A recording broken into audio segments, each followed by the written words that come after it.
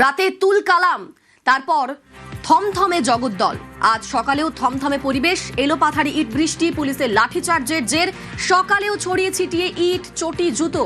প্রধানমন্ত্রীর সভার আগের রাতেই ধুমধুমার। আজ বাড়তি সতর্ক পুলিশ প্রশাসন, মোতায়েন বাড়তি পুলিশ, নাগারে টহল চলছে আধা সেনারও।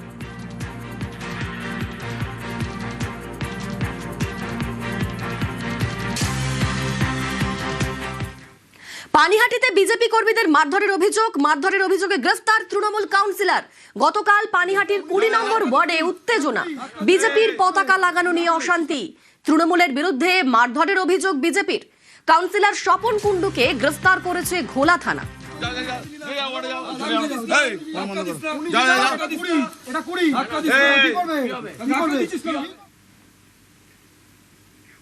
আইএসএফ সিপিআইএম এর পতাকা ছুঁড়ে মাটিতে, পোস্টার পতাকা লাগাতে বাধা। তৃণমূলের বিরুদ্ধে অভিযোগ বাম আইএসএফ এর। বাদুড়িয়ার আটুরিয়া এলাকায় রীতিমতো উত্তেজনা।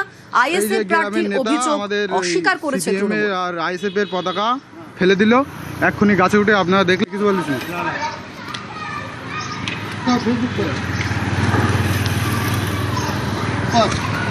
এই যে গ্রামের নেতা আমাদের সিপিএম এর আর আইএসএফ এর পতাকা ফেলে দিল, এক্ষুনি গাছে উঠে। আপনারা দেখলেন।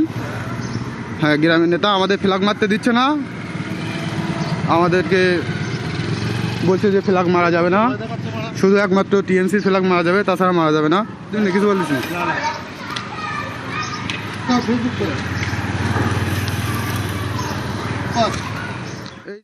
আমার মনে হচ্ছে শাসক আইএসএফ এবং সিপিএম এর জোটকে ভয় পাচ্ছে, সেজন্যই তারা আমাদের পতাকা, ব্যানার, ঝান্ডা, পোস্টারকে কিভাবে ছিঁড়ে নষ্ট করে দেওয়া যায় তার একটা প্ল্যান নিয়েছে। ভাদুড়িয়ার মানুষের সামনে থেকে ঝান্ডা, ব্যানার, ফেস্টন খুলে নিয়ে ভাদুড়িয়ার মানুষের মন থেকে আইএসএফ কে মোছা যাবে না, সিপিআইএম কে মোছা যাবে না।